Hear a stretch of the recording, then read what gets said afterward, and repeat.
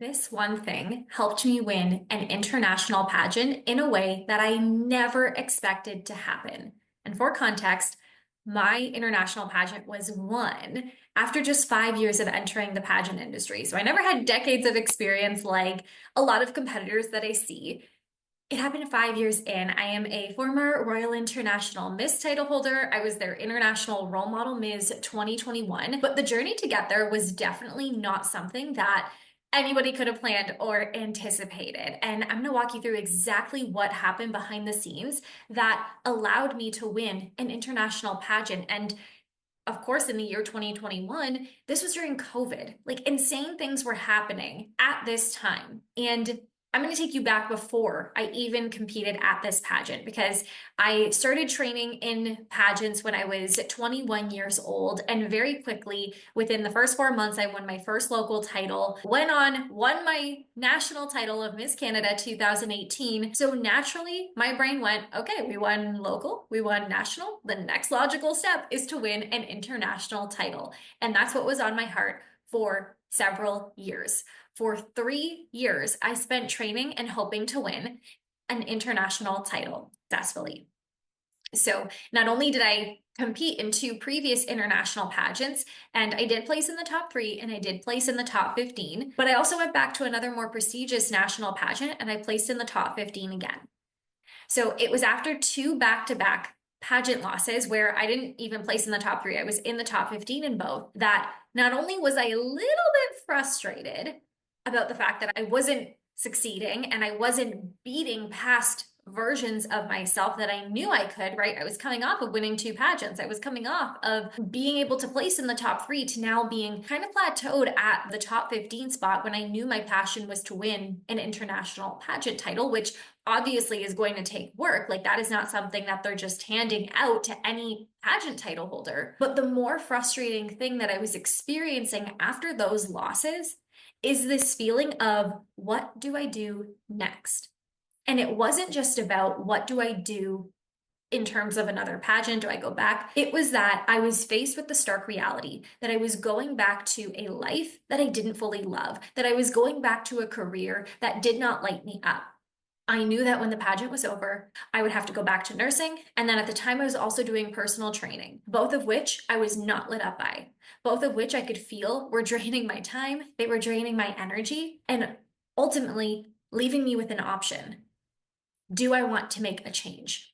Because I thought to myself, I had everything that a successful title holder needed, right? I knew how to win. I knew how to train. I knew how to compete. I was constantly doing different things like modeling, and I ran a half marathon, and I was flying across the world. Like I could do it all, right? I had all of the makings. I knew I was a strong competitor. I knew it was not a matter of if I would win an international pageant. I knew I was going to win one at some point.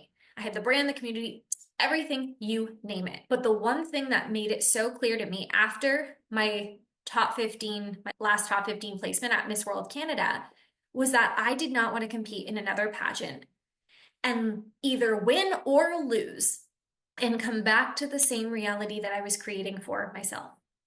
I was not going to do that. It didn't matter to me. I wasn't upset that I lost these pageants.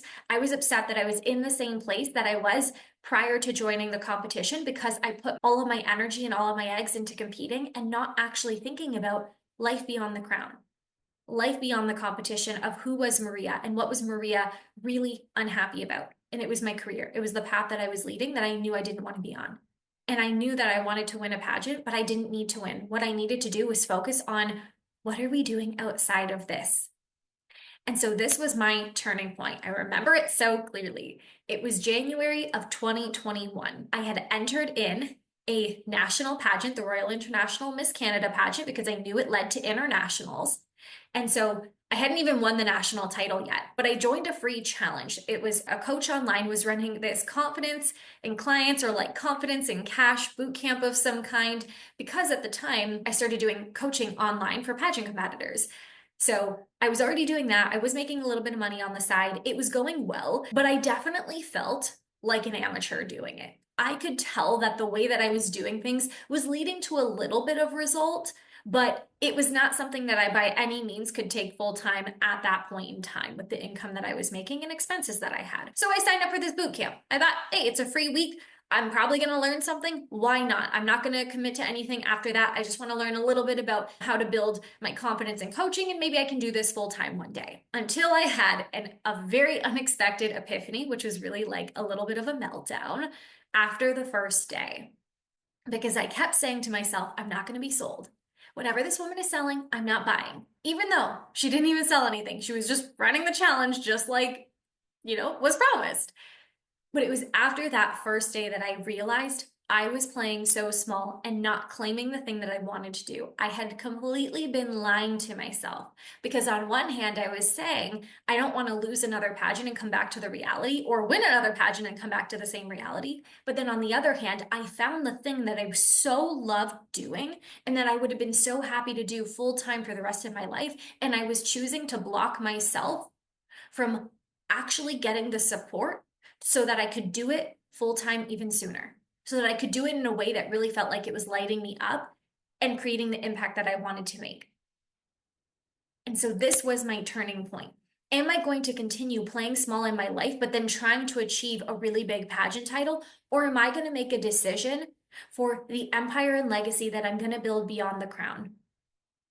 And at this point, trust me when I say this is not an easy decision. You might be sitting there thinking, well, of course, like go do it, right? If that's going to change your life and if you were unhappy, why not? This was a big investment.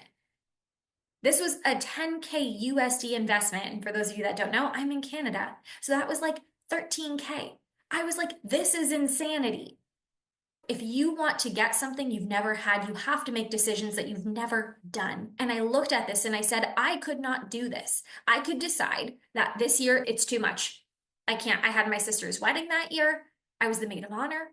I was going to be moving out of my parents' house, so my expenses were going to be up. And on top of it, I was training for a national pageant, which I knew I would win and then have to go internationally. I was like, oh no, I've got too much on my hands right now, too much on my plate. I don't have the money for it. And I could have kept lying to myself and I could have kept playing small. But the thought kept playing in my mind. Would you be okay if you were in the same place this time next year, win or lose with this pageant? And the answer was so clear in my head. It was screaming, no, I will not be okay if I'm in the same place next year with the same contemplations, with the same results in my career and in my business, even if I had a title or not. I would not be happy. So I said yes, despite being the biggest investment I've ever made at the time, despite the fact that everyone around me that I told, like mainly my parents, were like, holy crap, that's a lot. And despite the fact that I didn't really have the time and I could have easily talked myself out of it, I decided to do it anyways. And this is where the fire was lit under my booty in a way that I could have never even imagined how much it lit me up in my pageant journey as it did in my personal life. Because one, I was investing in myself, and the feeling of truly investing in yourself changes you at a cellular level. Because when you are willing to put money down, a big amount of money, it shows that you trust yourself, you have skin in the game, and you have this sense of belief that you did not have before because you know it's a risk that you are willing to rise to. And I'm the type of person that knows I'm not just making this investment and never doing anything with it. I was going to do the action. I was going to learn and I was going to grow and get the result. So I was really activated. Not only that, I started to see results in my business. And when I started to see more results, more impact, more clients, more growth, my passion for it, my joy for it, my fulfillment was skyrocketing. And when your joy skyrockets in one area, it doesn't just stay there. That was going into my pageant life as well. Not only was a fire lit like within my soul, but because I was in a coaching and education space, I was learning, but I was around other coaches that were mirroring to me what was possible and that were also able to call me out on my doubts, on my gaps, on my limitations. So I was literally healing parts of me that I didn't even realize need to be healed. I was recognizing stories that I had that were playing out that were holding me back from my success in my business and in pageants. So not only was my confidence literally building, my network was growing, but so was my business and my future beyond that crown. And the more that this started to happen, the more that I started to detach from needing to win. Now, spoiler alert, of course, I ended up winning the national title. So I knew I was already locked into this program and to competing for internationals. And I'm the type of person, like, I commit all in. I don't decide, oh, I'm only going to commit to one thing. No, the things that I want, I commit to. So I was fully committed to the pageant. I was fully committed to the program, but I was detached from needing to win because I saw my long-term life, with or without the crown, was being set up before me. And so often when I was preparing, and I only had like 4-ish months to prepare for internationals, but I remember thinking to myself, if I had to compete for 10 years, if it took me 10 years to win the international pageant that I was meant to win, I would do it. I would still commit to it. Because as long as I was building my life outside of the crown in a way that was really lighting me up, I could keep going. I didn't want to keep competing if it meant sacrificing my happiness and my career and my business and my life. But seeing this, I ended up detaching from needing to win at that year. And that was a crazy year. 2021, hello, in Canada, we were in lockdown. Everything was closed. I didn't have the access to the resources or spaces that most people would, right? I couldn't order certain things because shipping was taking so long. And on top of it, Canada kept shutting down, and I didn't even know if I was going to be able to fly to internationals. I literally had no idea until like 2 weeks before that my plane ticket, yep, it was going to be able to take me off to this international competition. But I was still detached and still committed, and I was able to hold both at the same time. So combine this elite strategy of a competitor who already knows what it takes to win with this new elevated mindset, plus a vision beyond the title in how I was building my empire and legacy.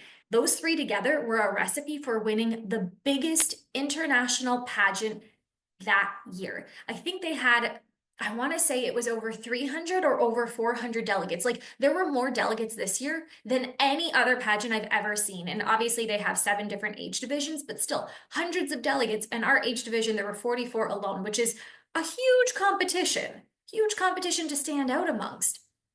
But even though this was their biggest competition, even though this was their grandest competition because it was their 10th year anniversary, and even though Canada had never won a title, an international title with this system, and still it stands pretty true that Canada doesn't always bring home a ton of international pageants. And in all honesty, it's grown since then, but back then, 4 years ago, oof, like that rarely happened. So I really didn't see a lot of evidence that it was possible. But I won.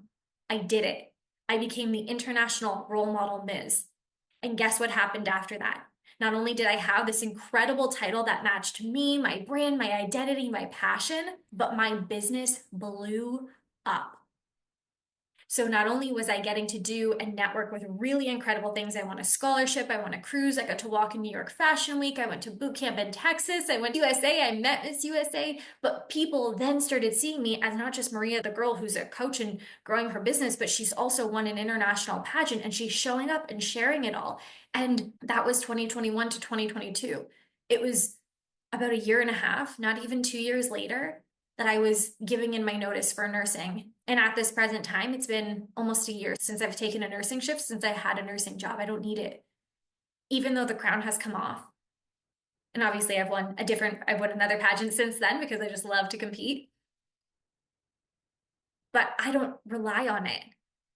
And I'm at a point now where my business fills me up, my community, my clients fill me with so much joy, passion, and purpose that I don't need a crown. I don't need a win.